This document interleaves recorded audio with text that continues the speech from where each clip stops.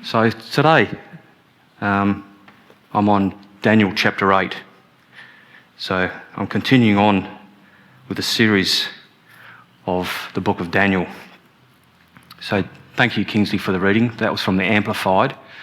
Most of my scriptures I'll be reading from will be from the English Standard Version. So chapter 8 is one of the greatest books in the book of Daniel because it describes the future of the Jewish people, but also describes God's judgment. But why is so concerning about prophecy? What's so important about prophecy? People say, what's the big deal? Who cares? We just have to refer to our Lord and Saviour Jesus Christ when during the time at the temple, he said his disciples were marvelling at the temple, saying how beautiful the temple looks. And he said, not one stone will remain on top of the other. Then later he went to the Mount of Olives and he gave the Olivet Discourse, and his disciples again says, what is the signs of your returning back to us? And so what he said was, there's a whole heap of things to happen around, big global events will take place at the end of time to represent when I'll be returning back. But he made one particular comment that has applicability for us today, from past, all throughout time, even into the future.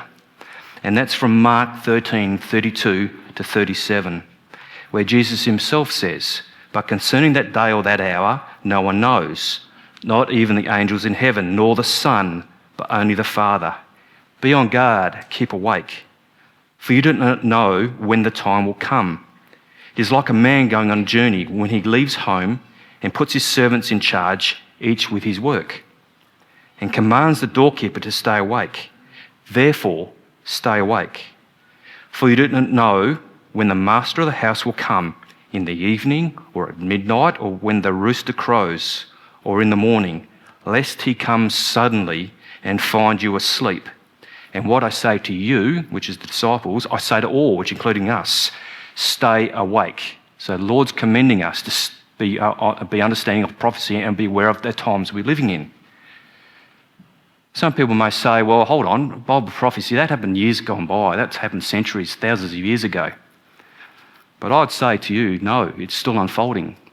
Even just recently, Ezekiel 36 and 37, the dry bones, part of that prophecy has taken place, where Israel was restored as a nation on the 14th of May, 1948. Israel was reborn, that's what it says, but in unbelief. The land of Israel, Mark Twain once said it looked like a wasteland, like a lunar landscape when he was visiting. But now it's had a huge agricultural transformation. The land has completely changed. The population from when it was first 1948 has gone from 800,000 to 10 million. So that shows the prophecy has taken place. But also it satisfies Isaiah 66:8, where Isaiah himself says a nation will be born in one day. In that UN declaration in 1948, Israel was reborn. So some people, well, Tom's unfortunately not here, but I was going to refer to Tom. He was alive when that happened. My parents were alive, and a lot of the other people would know people that were alive in 1948. Prophecy is still relevant. It's still unfolding.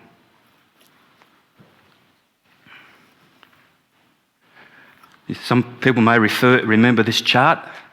So this is Daniel, shows all the 12 chapters. So we're in chapter 8, which is a goat and a ram. So Daniel's age, he was 69 years old when this occurred. But I would have to say one thing. It says he was a witness to the nation and witness to Israel. So further from now on, going forward, Daniel was talking to the nation Israel because he's writing in Hebrew. So that line that divides 6 and 7 between Aramaic and Hebrew, that's a mistake in there. That should be one across. He starts writing in Hebrew. You can still hear me? Thank you. Can you hear me okay now?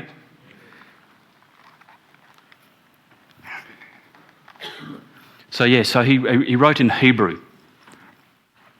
So he wrote in Aramaic before because he was talking about the Gentile nations. So Aramaic was the general language of that location, that empire. And so the Gentiles could read what was the history of the Gentile rule. But when he wrote in Hebrew, he was writing to the Jews, so they knew what was going to happen to them. So as you go through chapter 9, which is a fantastic chapter as well, then through to 10 to 12, there's more things unfold for the Jewish people. So it's actually not in chronological order neither, by the way. So what happens is these different ages across the bottom there, so 69, but it's not in chronological order, the book of Daniel. So the book of Daniel, chapter 8, can be divided into three components, which is the vision. So he has a vision, it's interpreted by an angel, and then it looks at the little horn. So this chart, some may remember it from last time I spoke. This is where we've come from. So the last message was on chapter 7, the one before that was on chapter 2. So this is Nebuchadnezzar's statue on the left, 100 foot tall, made of metal. So the head was gold, the arms and the chest was silver, bronze was the midriff, the iron were the legs, and iron and clay were the feet. So gold was Nebuchadnezzar, that was Babylon.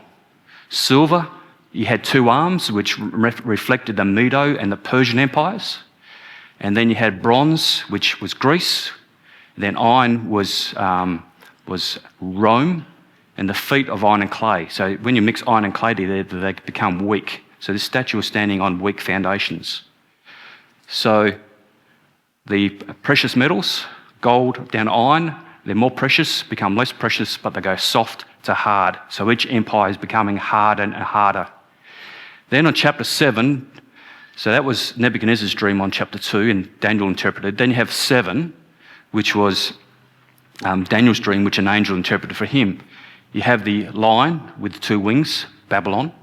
The bear, one side lifted up more than the other with 3 ribs. So one part of the empire was stronger than the other, which was Persia over Media. And then you had the 3 ribs, which is the empires that they destroyed. Then leopard with 4 wings. The beast, undescribable beast below, which was Rome. But just remember, in chapter 2, it had the rock. The rock was come down, which was the kingdom of the Lord, and he destroyed all Gentile rule. So that was Jesus' the 5th empire will come. So today, we're going to look at the ram and the goat. So it was the bear, now we're going to have the ram, and the goat is Greece, the hairy goat. So on the left, the statue is what men sees, pride, power, what men sees through their rule. But God looking down, he sees animals. And then so we go into Daniel 8, 1 to 7. In the 3rd year of the reign of Belshazzar, a vision appeared to me, Daniel, after which appeared to me at the first. And I saw in the vision, and when I saw, I was in Susa, the citadel, which is in the province of Elam. And I saw in the vision, and I was at the Ulai Canal. I raised my eyes and saw, and behold, a ram standing in the bank of the canal. It had 2 horns, and both horns were high, but one was higher than the other, and the high one come up last, which was Persia, that come up last as the stronger part of the kingdom. I saw the ram charging westward and northward and southward. That was them defeating the nations. No beast could stand before him, and there was no one who could rescue from his power. He did as he pleased and became great. As I was considering, behold, a male goat come from the west across the face of the whole earth without touching the ground, so he went very fast. And the goat had a conspicuous horn between his eyes. Eyes in the Bible reflect intelligence. So he had a horn right between his eyes. So he said he's a very intelligent leader, Alexander. He came to a ram with 2 horns, which I saw how I had seen standing on the bank of the canal, and he ran at him with his powerful wrath.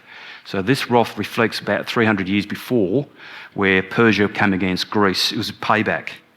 I saw him come close to the ram, and he was enraged against him and struck the ram and broke his 2 horns. It means the kingdom was defeated. And the ram had no power to stand before him, but he cast him down to the ground and trampled on him. And there was no one who could rescue the ram from his power. So this event occurred 2 years after the vision of chapter 7. Daniel was taken in the spirit, a bit like Paul. He wasn't sure if he was in the spirit or in the body, but he was taken to a place called Susa. So King James Version have Shushan, but it's Susa. And this occurred before the fateful banquet of chapter 5, which is Belshazzar's, where the fall of Babylon occurred. So what's this place, Susa? So Susa is about 320 kilometres south or southeast of Babylon. Susa became the capital of Persia. Isn't God quite humorous? He takes him to a vision to a future place. He was in Babylon, but he took him to Persia, where that's the next place is on the line of Gentile kingdoms. So this is where Queen Esther was. So the book of Esther. This is where Queen Esther was. And this is the book of Esther where she was. So she was married to King Xerxes. It's also the place where the prophet Nehemiah, the cupbearer for the king. So that's Artaxerxes. This is where Nehemiah was based. So then we come to Daniel 8:8. Then the goat became exceedingly great, but when he was strong, the great horn was broken, and instead of it there came up 4 conspicuous horns towards the 4 winds of heaven. So this is Alexander the Great. He was known for his political and also his military intelligence and might. At this time he had conquered all that he could conquer. He died at 32. He died of malaria, but he was also an alcoholic. But he didn't have a succession plan in place. He didn't say, on my death, whoever's going to take my place. So what happened was, no succession plan. You had 4 kings had to fight it out. And this is what happened. I'm only going to concentrate on 2 of those kingdoms, not the 4. So those other 2 kingdoms is the one in brown and a little bit one in green up the north western side up there. The ones I'm looking at, we're looking at today, the Seleucids and also the Ptolemies kingdom. You read later in the book of Daniel, the king of the north and the king of the south. That's who they are. The Seleucids, the king of the north, and the king of the south is from Egypt, so Syria and Egypt. Then we come to Daniel 8:9. Out of one of them came a little horn which grew exceedingly great towards the south, toward the east, and towards the glorious land. Antiochus Epiphanes IV satisfies that criteria. He was the man that came forth. He was the one that rose up. So it's the land of, you see the red there, that's the land of Israel and Jerusalem. Those 2 fought it out over a number of periods of time, but it ended up being Antiochus III that ended up defeating the Ptolemies, and they took control, the Seleucids, of the glorious land. So this goes to show, just an introduction to start with, about Antiochus IV. He was not in line to the throne. His brother was. He murdered his brother to get to the throne. And he also used flattery and bribery to get where he wanted. So this man was a very smart, cunning individual.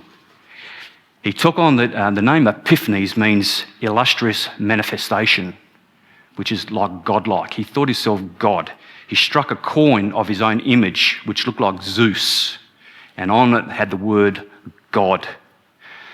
The Jews called him Epimanes. They said madman. He was a madman. So the glorious land, how do we know the glorious land refers to Israel? We refer to Ezekiel 26, chapter 20, verse 6, shows it's the land, the glorious land. And also further in Daniel 11, it explains the glorious land. So this is Israel. Then we read in verse from chapter 8, verse 10, it grew great, even to the host of heaven, and some of the hosts and some of the stars it threw down to the ground and trampled on them. So some teachers and some people, commentaries indicate that this is when Satan is swept from heaven. The context and the scriptures do not support that position.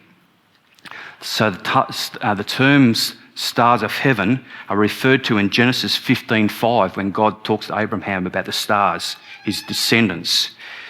And also Genesis 26:4 does the same. The host of the Lord, which is outlined in Exodus 12:41, that's the Israelites coming out of captivity. They are referenced as the host of the Lords. So they're generally termed of the Lord's people, is what these are. The stars of heaven, host of the Lord, is the Jewish people. Antiochus Epiphanes is one of the most cruelest men to ever live. He's on the par with Hitler, Idi Amin, Pol Pot, many others. And what he wanted to do, he particularly hated the Jews. He wanted to submit the Jews to Jewish culture, to Greek culture and to Greek religion. And he violently murdered and persecuted the Jews to achieve that.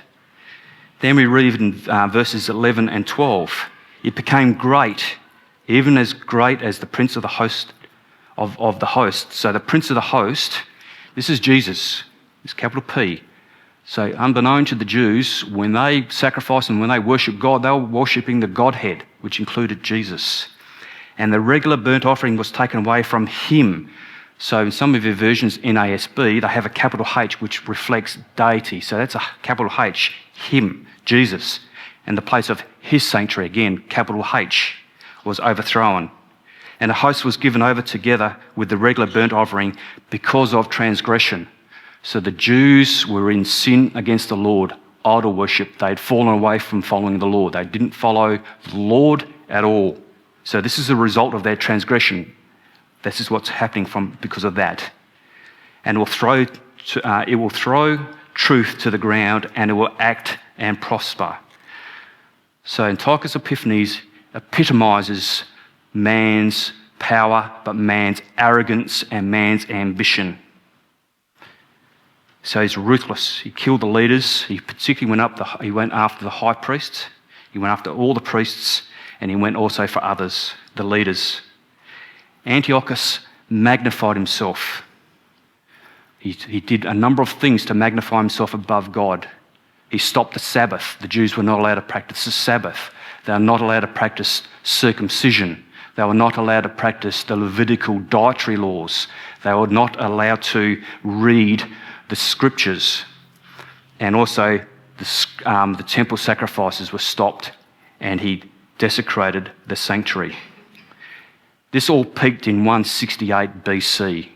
His height of power and his persecution of all the Jewish people, 168 BC. That's when the sacrifices stopped. Then we come to Daniel verses 13 and 14.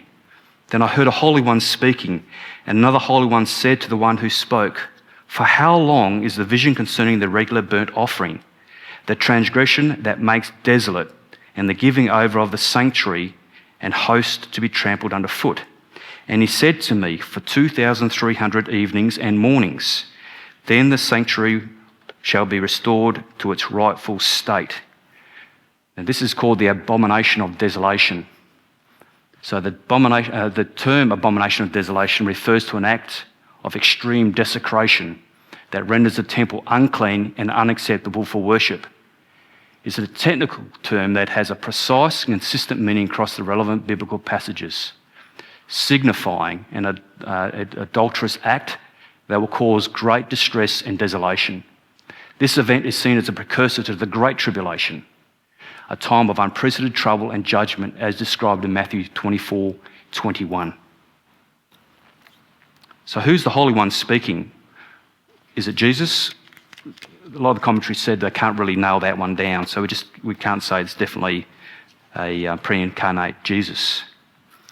So 2,300, what does the 2,300 mean? There's two trains of thought for the 2,300 days. There's one thought that it's 2,300. There's another thought that because they do two sacrifices, that halves it. It becomes 1,150 because you've got to count the two sacrifices. So one says no, it's just one per day. The other one says no, because there's two sacrifices a day, you halve it. Don't stress. It's not that important. It works out in the end properly. So the 2,300 day scenario works like this. The persecution began on the 6th of September 171 BC. This is why the book of Daniel is criticised by a lot of scholars and secular scholars to say this can't be true because it's so accurate. It comes down to the days. But God being God, it's irrelevant. God is precise in everything he does. And over more recent times, they've identified as per the newsletter, the book of Daniel can be relied on as 100% correct. So then the Maccabees recapture and rededicate the temple. So who's the Maccabees? That's Judas Maccabees. So what happened was in about 168 and so forth, Antiochus Epiphanes sent an army into Jerusalem on Sabbath. So he knew what was going to get him at the most vulnerable, which was Sabbath. And he massacred the men, massacred the women, and massacred the children. His hatred for the Jews went so far that when he saw a baby Jewish boy, he would hang him. He hated the Jews. It's been attributed to him of 100,000 deaths of Jews from him alone. So they come in and massacred them. A number of the men were able to escape, and they went out and they met up with Maccabeus, Judas Maccabees, and they formed an army. And then on 25th of December, 165 BC, they moved on Jerusalem and took it back. The Jews still celebrate that victory over Antiochus. They call it the Festival of Lights, or Hanukkah. But the 1150 day scenario, they commenced that on the desecration of the temple, which was 14th of December 168 BC. And then the Maccabees captures it again on the 25th of December. So it doesn't make any difference. If you take one from the persecution began, that's 2,300, or when the temple was desecrated, it comes out the same. But the prophecy was fulfilled because the sanctuary was restored to its rightful state. In John 10:22, Jesus recognised that was fulfilled, and he attended the Feast of Dedication himself in person. So you can just refer to John 10:22 that validates that. Then we go to Daniel 15-17. When I, Daniel, had seen the vision, I sought to understand it, and behold, there stood before me one having the appearance of a man, and I heard a man's voice between the banks of the Ulai, and it called Gabriel. So this is the Gabriel of the first time that Gabriel shows up. He's God's messenger. He's a messenger that he sent to Zechariah to announce the birth of John the Baptist. He also was the same angel that went to Mary to declare the birth of Jesus, and also for Joseph to say, go marry Mary. So he came near where I stood, and when he came, I was frightened and fell on my face. And I'm thinking, if I was confronted by an angel, I'd probably do the same. He would have been quite a fierce figure. But he said to me, now if you mark your Bible or if you're doing notes, I'd say please underline this, because this is the key verse in chapter 8. It unlocks it. Understand, O Son of Man, that this vision is for the time of the end. And the time of the end is called the day of the Lord. Greg's mentioned this a few times. So it's the day of the Lord. It refers to God's special interventions in the course of world events to judge his enemies, accomplish his purpose for history, and thereby demonstrate who he is, the sovereign God of the universe. So that was a reference from Dr. Reynolds Showers, or Reggie Showers. Then we come to Daniel 18-19, and he said, and when he had spoken to me, I fell into a deep sleep, my face to the ground. But he touched me and made me stand up and said, behold, I will make known to you what shall be at the latter end of the indignation, for it refers to the appointed time of the end. And this is when that comes to a thing called dual fulfillment. So dual fulfillment in biblical prophecy refers to the idea that some prophecies had both a near-term or immediate effect and a far-term future fulfillment, demonstrating God's sovereignty over history. So a number of theologians, Dwight D. Pentecost, Walford, Ryrie, Andy Woods, a heap of other guys agree with this, and that's been showing, that comes up in this part. So the Antiochus Epiphanes is the immediate fulfillment of this prophecy. The Antichrist, the final beast, is the future fulfillment, the final fulfillment of that. So Antiochus is a prototype. And how do we got any examples of that? Obviously from the Olivet Discourse on Matthew 24.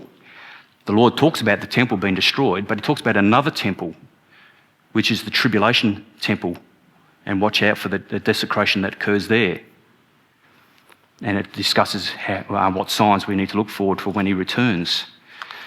But also you have Isaiah's virgin prophecy. So Isaiah prophesies for a baby.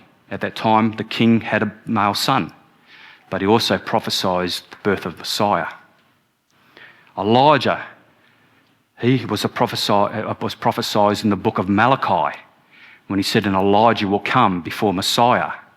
John the Baptist satisfied that Elijah.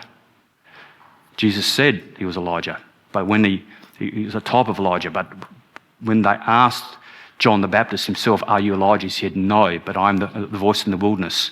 He announced the arrival of Messiah, first coming. And then later on, in Revelation 11, there'll be an Elijah again. The two prophets would indicate that would be the case. The two prophets will be announcing the arrival of Jesus for the second coming. They were witnesses for him. So some people say it's Elijah, some say it's Moses. I wouldn't start a new church over it, but the Mount of Transfiguration, you had Moses and Elijah. There may be a type of Elijah coming forward in the future from Revelation 11.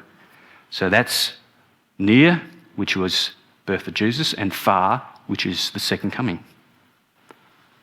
Then verses 20 to 22. As for the ram you saw with two horns, these are the kings of Media and Persia. And the goat is the king of Greece, which we already have worked that out. And the great horn between his eyes is the first king. As for the horn that was broken, Alexander, in its place 4 others arose, which was those 4 kings. 4 kingdoms shall rise from his nation, but not with his power. They won't have the same power as him.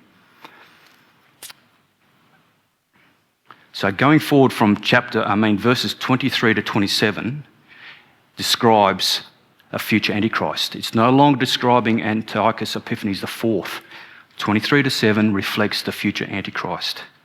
So verses 23 to 25, and at the later end of their kingdom, when transgressors have reached their limit, a king of bold face. So if you've got the New American Standard Bible, that will show king of fierce countenance. This guy was very, very awesome to see. One who understands riddles shall arise. His power shall be great, not by his own power, and he shall cause fearful destruction and succeed in what he does, and destroy mighty men and the people who are the saints. By his cunning he shall make deceit prosper under his hand, and in his own mind he shall become great. Without warning he shall destroy many, and he shall even rise up against the prince of princes. Again, this is Jesus there. And he shall be broken, but not by human hands. So this is the comparison of the two evil men, Antiochus Epiphanes and the other one's the Antichrist. Both begin modestly but increase in power and influence. They arise, and as their influence grows stronger, their power increases. Both blaspheme God with mouth that speak great things. They curse God. They hate anything to do with the Lord. Both persecute Jewish people back in those times, and back in the tribulation period, the Jews will be persecuted again. Both claim to be gods and put images into the temple. So Antiochus Epiphanes erected the statue of Zeus in the temple. He killed a pig. He spread blood throughout the sanctuary, and he made the Jews eat pork. And as we know, the Jews, that's unclean food. That's like telling a Baptist to have a drink of whiskey. So that's what he did. So he made the people and the priests eat pork, which was blasphemous to them. He imposed his own religion on the people, but both are opposed by a believing remnant that knows God. Back then it was the Jews. In the future it will be the remnant Jews that come to the Lord, and also the tribulation saints, those that come to the Lord during the tribulation. We won't be here, we'll be raptured, so we don't see the tribulation. Both are energized by the devil and are great deceivers. So they're all infilled by Satan, because Satan hates the Jews. He uses people at certain times to try to destroy the Jews. He used Antiochus Epiphanes. He uses Hitler to try and do it, and he used the Antichrist as a final attempt to wipe out the Jews. He won't win that one. Both appear to succeed marvellously and seem invincible. Nothing they can do. They just, whatever they wanted to put their hand to do, they achieved it, and they were indestructible at that time. Both are finally defeated by the coming of a Redeemer. So back in Greece, in the Seleucids, Judas Maccabeus came forth and saved his people. And Jesus will be doing that in the end times. Then we read in verse 26, the vision of the evenings and the mornings that has been told is true, but seal up the vision, for it refers to many days from now. Daniel must do this because the days that he's referred to are far flung in the future, and it was for its ultimate fulfillment. So the Lord was saying to him, this will be done later. So seal it up. You don't need to worry about it any further. But for us, this has relevance for us. And what do I say that about reading the prophecies? You just have to read Revelation 1:3, chapter 1, verse 3. Blessed is the one who reads aloud the words of this prophecy, and blessed are those who hear and who keeps what is written in it, for the time is near. Then also Revelation 22:10. It says, and he said to me, do not seal up the words of the prophecy of this book, for the time is near. Daniel is the basement, Revelation is the ceiling. You need to read the two together to get a full understanding. And for us, where we are now, we can look back and we can read both of those and get a clearer view of what's going on. For Daniel, too far in the future. Pack it up, don't worry about it. And also, we've got the process for Daniel as well. Probably remember Clarence Larkin's The Mountain Peaks of Prophecy. He was way back in time and he could only see the top components, the major points God wanted him to see. There's many sections that Daniel was unable to understand or know because it hadn't been revealed. He couldn't pick up a Bible and read the Olivet Discourse, read the New Testament. He couldn't read Revelation. That just was not available for him. Then in verse 27 it says, and I, Daniel, fainted and was sick for days. Afterward I rose and went about the king's business. I was astonished by the vision, but no one understood it. So Daniel had a heavy heart from his people. So from his first vision for his vision in chapter 7, he also saw himself when he was taken captivity from Nebuchadnezzar. He saw the slaughter of the people. Then he had all these visions where more and more of his people were going to be killed throughout history. So he had a heavy heart for the Jewish people. But guess what? Daniel got on with the business. He said, I've got to get on with the king's business. Does that have applicability for us? Yes, it does. We can get weighed down with prophecies and when the Lord's going to come, when the rapture's going to happen. Yes, we know that it will happen. It can happen any time, but there's no dates for it. But we should be about the Lord's business. We should be spreading the gospel, bringing people to the Lord. That's our job from now. Don't get too concerned because the future's assured. So Daniel got on with his business. So that closes off the chapter, but I want to just talk about something because there's God's sovereignty at work here. God is at work. So King Nebuchadnezzar, he was called God's servant, and that's in book of Jeremiah. So he took the Israelites into captivity because God wanted him to take them out for 70 years as punishment for their rebellion. Cyrus the Great, he was considered God's shepherd. He was a pagan king, but God used him. He freed the Israelites from the yoke of the Babylonian Empire. He allowed the Jews to go back and rebuild the temple. He allowed the Jews to take back their sacred items as well from the temple. So he was a good man in that space. And then Alexander the Great, he accomplished what God wanted to occur. At that time, there's a lot of influence in that part of the world by the Oriental world. There's a clash of the two cultures onto the West. So the Lord said, no, it's not happening. So he sent Alexander there. He extended the Greek culture and their language. Our New Testament was originally written in Greek, and then the Septuagint, the Old Testament, was translated into Greek as well. So the Old and New Testament was in one common language. All the people could read God's word. That's what, behind the scenes, God was working to bring the word to the people. And he also showed compassion to the captured, which was very rare. They usually brutalise those people that they had conquered. Rome, we always think of Rome as being this really bad empire. But God used the Roman empires for things that he wanted to be achieved. They had infrastructure, they had bridges and roadways, allowed people to use the transport routes to spread the word. Roman law, at that time in those areas, law and order was pretty ordinary. There's all sorts of horrible things happen, but they established a very strong hand of law and order So the people were felt a lot more secure and safe because the rule of law applied. And unbeknown to the Romans, they facilitated the spread of the gospel through Paul. He's one of the first evangelists besides Jonah, but he sent Paul. Now, he sent him into Rome. He wanted to go appeal to Caesar. So he went to Caesar's palace, and we read there's many of Caesar's people come to faith.